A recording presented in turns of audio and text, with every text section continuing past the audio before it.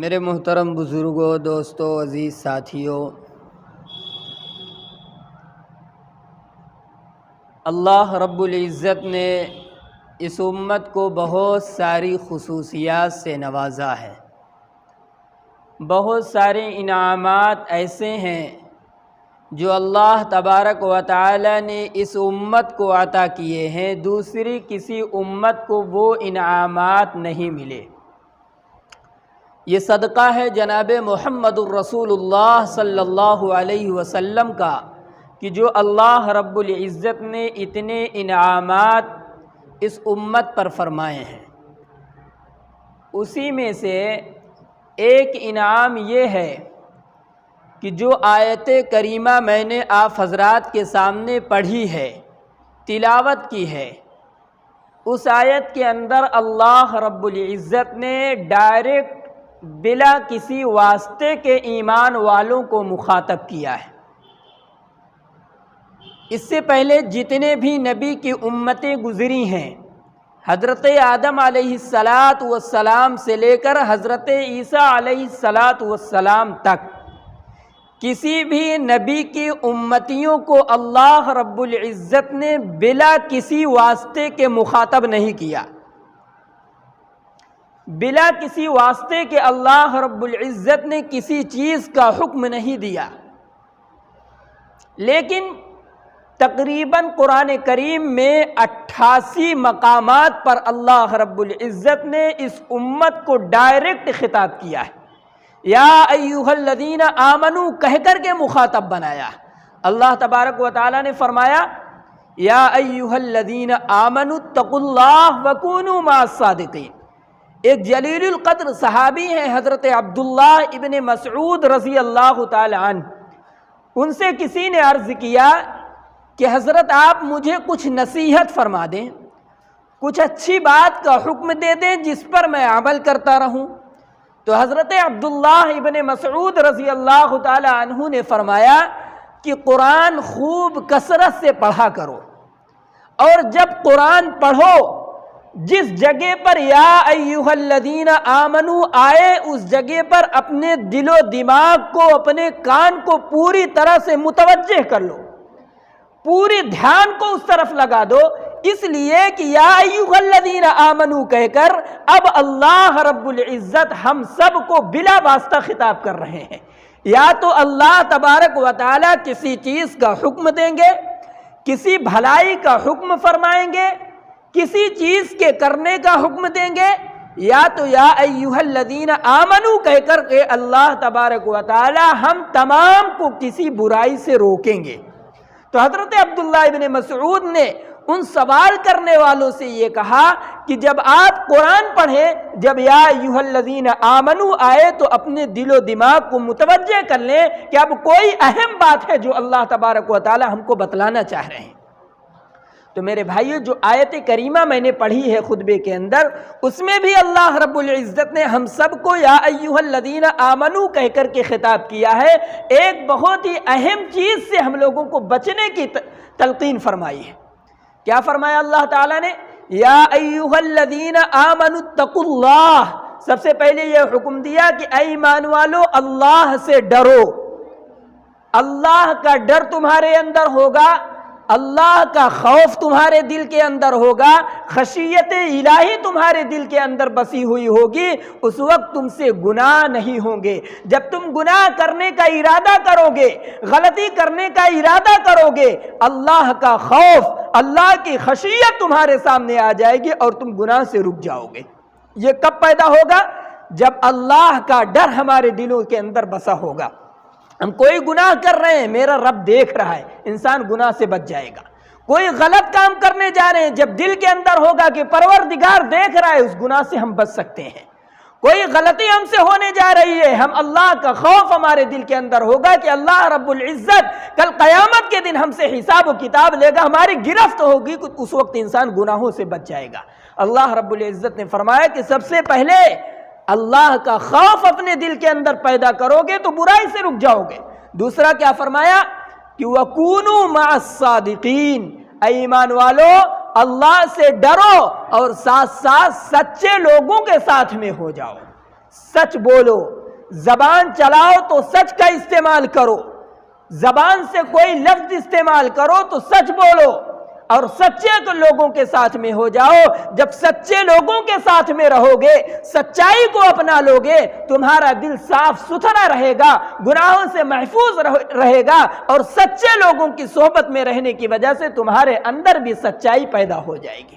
اللہ تعالیٰ نے حکم دیا کہ سچ کو اپناؤ اور سچے لوگوں کے ساتھ میں رہو، گناہ سے بچو، جھوٹ سے بچو، اور جھوٹ بولنے والے کی صحبت میں مت رہو۔ میرے بھائیو، بزرگو، دوستو، یہ اللہ رب العزت نے اس آیت کے اندر حکم دیا۔ اللہ کے رسول صلی اللہ علیہ وسلم سے سچا اور اچھا انسان دنیا کے اندر کوئی نہیں ہو سکتا۔ ہمارے آقا صلی اللہ علیہ وسلم اس وقت جب زمانے جاہلیت کے اندر نبی نے اپنی نبوت کا اعلان نہیں کیا تھا، نبی کی نبوت کا ظہور نہیں ہوا تھا، ساری دنیا عرب کے لوگ آپ کو کیا کہتے؟ صادق اور امین کے لقب سے پکارا کرتے تھے۔ کیا مطلب؟ صادق مانے سچا۔ رسول پاک علیہ السلام کی یہ خصوصیت عام تھی، سارے لوگ سمجھتے تھے کہ محمد کوئی بات کریں گے تو جھوٹ نہیں بات کریں گے، وہ سچی ہی بات کریں گے۔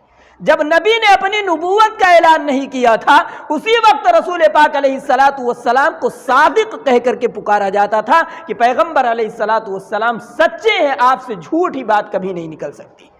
میرے بھائیوں، حضور پاک علیہ السلام خود سچے، اور اسی سچائی کی تعلیم اپنے صحابہ کو دی۔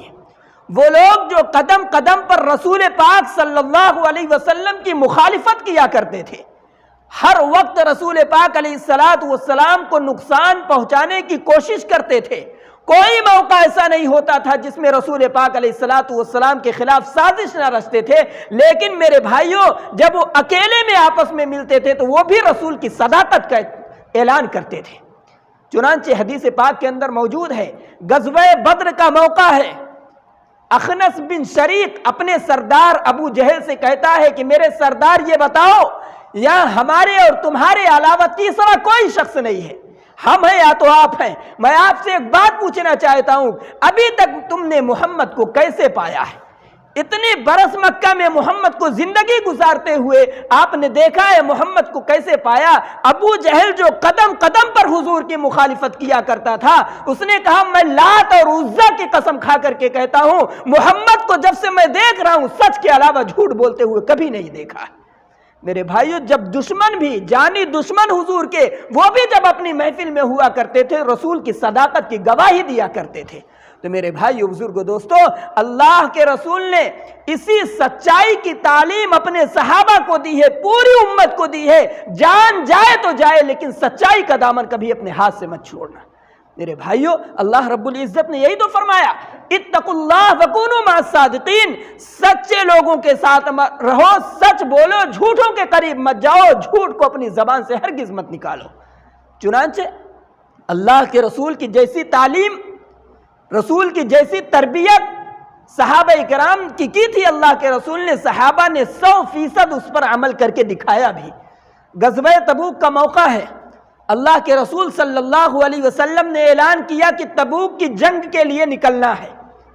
تمام صحابہ کے درمیان اعلان ہو گیا کہ پیغمبر کی طرف سے اعلان ہے، حکم ہے کہ سب کے سب ایمان والے تبوک کے لیے نکلیں۔ یہی مئی جون کا مہینہ تھا، سخت گرمی تھی، اور اس وقت ایمان والوں کی تعداد کم تھی۔ جو دشمنان رسول تھے، صحابہ کے جو دشمن تھے، ان کی تعداد بہت زیادہ تھی۔ میرے بھائیو، بزرگو، دوستو، جب اللہ کے رسول کا حکم ہوا، بہت سارے صحابہ کرام، کیا تقریباً تمام کے تمام صحابہ کرام اس جنگ کے اندر نکل گئے، جنگ کے لیے نکل گئے۔ حضرت حسن بصری رحمت اللہ علیہ فرماتے ہیں کہ اس وقت صحابہ کی حالت یہ تھی، کھانے کے لیے بھی کچھ نہیں تھے، اور تبوک کے لیے سفر کرنا جا رہے ہیں، ایک ایک اونٹ پر 10 آدمی باری باری سوار ہو رہے ہیں، سواری بھی ساتھ میں نہیں ہے۔ حضرت عمر رضی اللہ تعالی عنہ فرماتے ہیں، پانی کی حالت یہ ہو گئی تھی کہ ہم لوگوں کو پانی نہیں مل رہا تھا۔ اللہ رب العزت نے اونٹ کے اندر یہ خصوصیت رکھی ہے، وہ پیٹ بھر کے پانی پی بھی لیتا ہے اور پانی جمع بھی کر لیتا ہے اپنے اندر۔ صحابہ کرام کی حالت یہ ہو گئی تھی، اس جنگ کے اندر اونٹوں کو ذبح کرتے تھے، اور جو پانی ان کے پیٹ کے اندر ہوتا تھا اسے نکال کر کے پی لیتے تھے۔ میرے بھائیو حضرت عمر یہ فرماتے ہیں صحابہ کرام پانی کی تلاش میں ادھر ادھر دوڑ لگاتے تھے اور میں یہ سمجھ رہا تھا، حضرت عمر فرماتے ہیں کہ جو پانی کے لیے جا رہے ہیں واپس نہیں آئیں گے، اس لیے کہ پیاس کی شدت اس قدر تھی۔ تو میرے بھائیو غزوہ تبوک کے لیے جب نکلے، کچھ صحابہ کرام ایسے تھے جو اس جنگ کے اندر نہیں جا سکے، نہیں گئے، کسی کاہلی کی بنیاد پر، کوئی عذر بھی نہیں تھا، اس جنگ کے اندر شریک نہیں ہوئے۔ میرے بھائیو رسول پاک علیہ السلام جب تبوک میں گئے، وہ جنگ ہوئی، اس کے بعد حضور واپس آئے۔ حضور کا معمول تھا کہ جب آپ کسی جنگ سے واپس آتے تھے تو پہلے مسجد میں آتے تھے، 2 رکعت نماز پڑھتے تھے اور اس کے بعد صحابہ کرام سے کچھ مشورہ کرتے تھے، پھر گھر تشریف لے جاتے تھے۔ پیغمبر جب مسجد میں داخل ہوئے تو دیکھا کہ کچھ صحابی ہیں جنہوں نے اپنے آپ کو رسیوں میں جکڑ رکھا ہے اور ستون کے اندر باندھ رکھا ہے۔ مسجد کے اندر مسجد نبوی کے جو کھمبے تھے اس میں انہوں نے اپنے آپ کو رسیوں سے باندھ رکھا تھا۔ حضور نے دیکھا تو فرمایا کہ کون لوگ ہیں جنہوں نے اپنے آپ کو باندھ رکھا ہے؟ صحابہ نے عرض کیا یا رسول اللہ یہ ابو لبابہ ہیں اور ان کے ساتھی ہیں، انہوں نے اپنے آپ کو باندھ رکھا۔ حضور نے فرمایا کیوں باندھے؟ فرمایا کہ یا رسول اللہ یہ جنگ کے اندر شریک نہیں ہوئے تھے، اب یہ اپنے غلطی پر نادم اور شرمندہ ہے، چونکہ حضور کا حکم ہوتا ہے تو ہر مسلمان پر واجب اور فرض ہو چکا ہے کہ اب رسول کے ساتھ نکلیں۔ یہ لوگ نہیں نکلے، اپنی غلطی کا انہیں احساس ہے، اس لیے انہوں نے اپنے آپ کو باندھ رکھا ہے۔ حضور پاک علیہ السلام نے فرمایا یہ غلطی کی ہے، ان کو میں نہیں کھول سکتا جب تک کہ اللہ تبارک و تعالیٰ کی طرف سے وحی نہ نازل ہو جائے، جب تک کہ ان کو اسی طرح باندھے رکھنا ہے۔ میرے بھائیو بزرگو دوستو، حضور پاک علیہ السلام واپس آ گئے۔ اگر حضرت ابو لبابہ جنہوں نے اپنے آپ کو باندھ رکھا تھا رسیوں کے اندر، یہ واقعہ بتانے کا مقصد ہے، چاہتے تو جھوٹ بول کر کے اپنی جان بچا سکتے تھے، چاہتے تو بہانہ بنا سکتے تھے، عذر بتا دیتے یا رسول اللہ میرے گھر میں کوئی پریشانی آ گئی تھی، یا رسول اللہ بیمار ہو گیا تھا اس وجہ سے میں نے جنگ کے اندر شامل ہو سکا۔ لیکن رسول اللہ نے ایسی تربیت کی تھی صحابہ کی، جان جائے تو چلی جائے لیکن جھوٹ نہیں بولنا ہے۔ میرے بھائیوں انہوں نے اپنی غلطی کا اقرار کیا، اللہ رب العزت نے ان کو انعام بھی دیا۔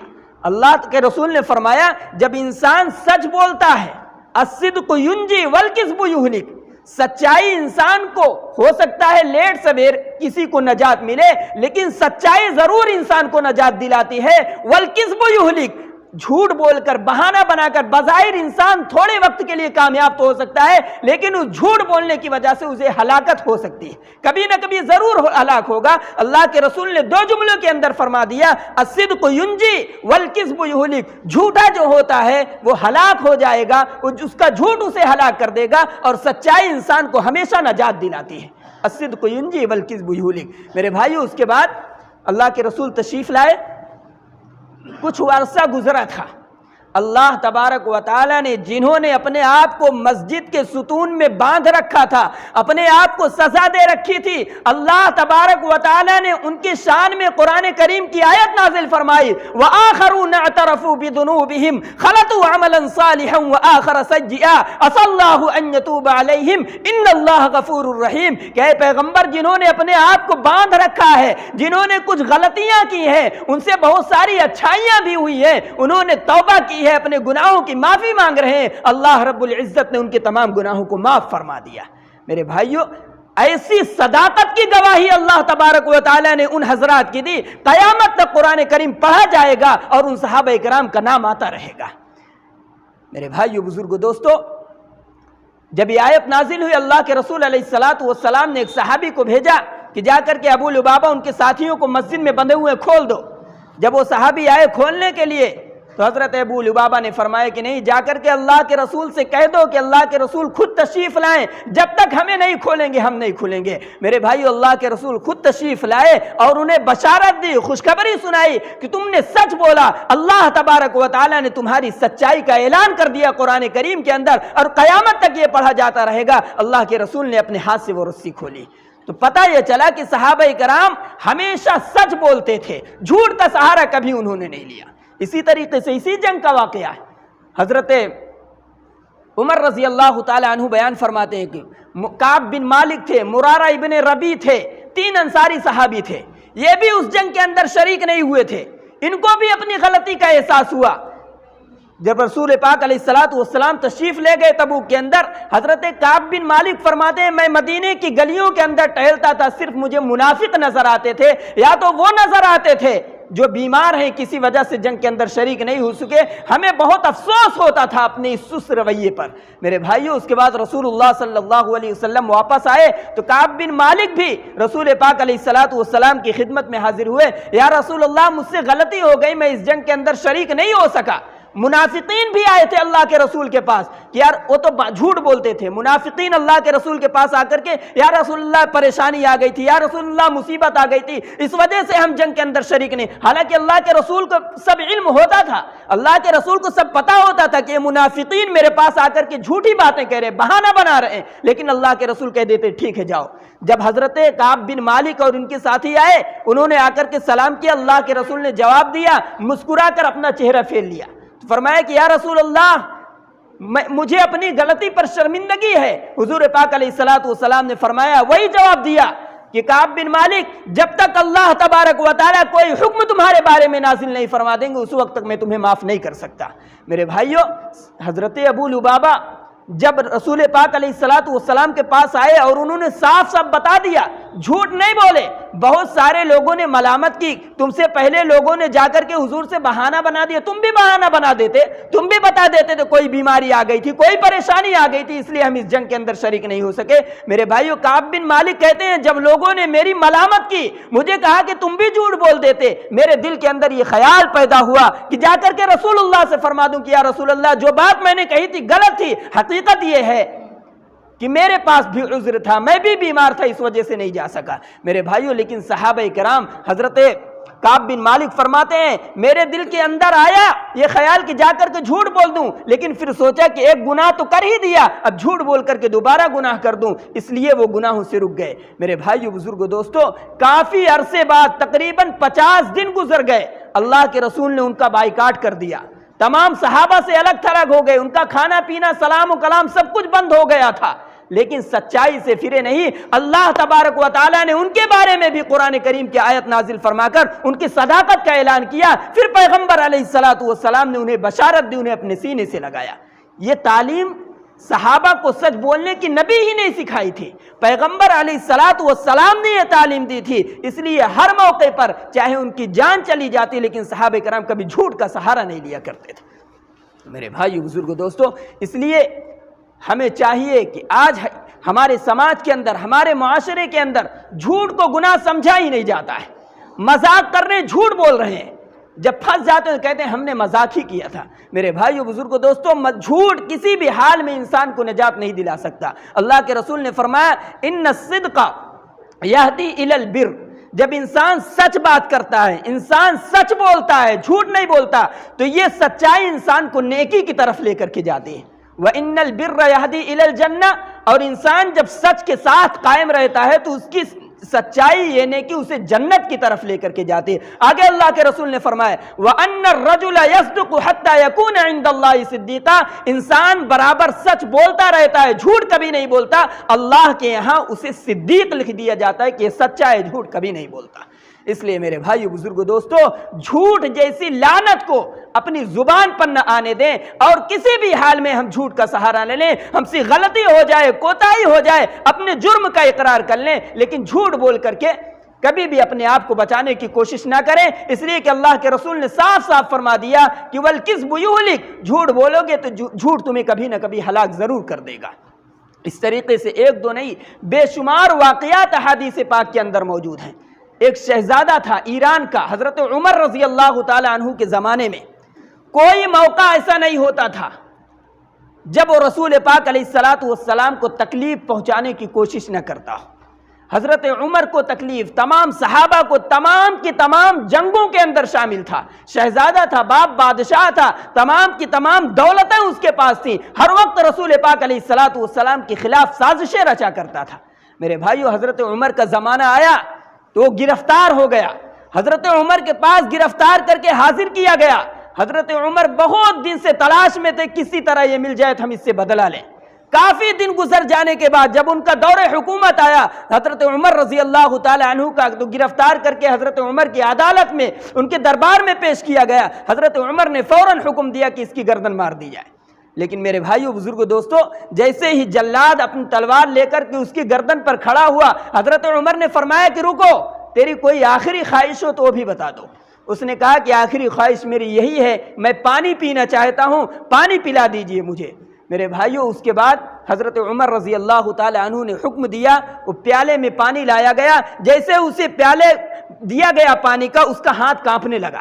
حضرت عمر نے فرمایا کیا ہو گیا، پانی پی لو۔ اس نے کہا کہ نہیں پانی، اس نے کہا کہ میں یہ ڈر رہا ہوں کہ اگر میں پانی پینے لگوں گا اور گردن پر میری تلوار مار دے گا، جلاد میری گردن اڑا دے گا۔ حضرت عمر نے فرمایا کہ نہیں، جب تک تو پانی نہیں پی لے گا اس وقت تو تجھے قتل نہیں کیا جائے گا۔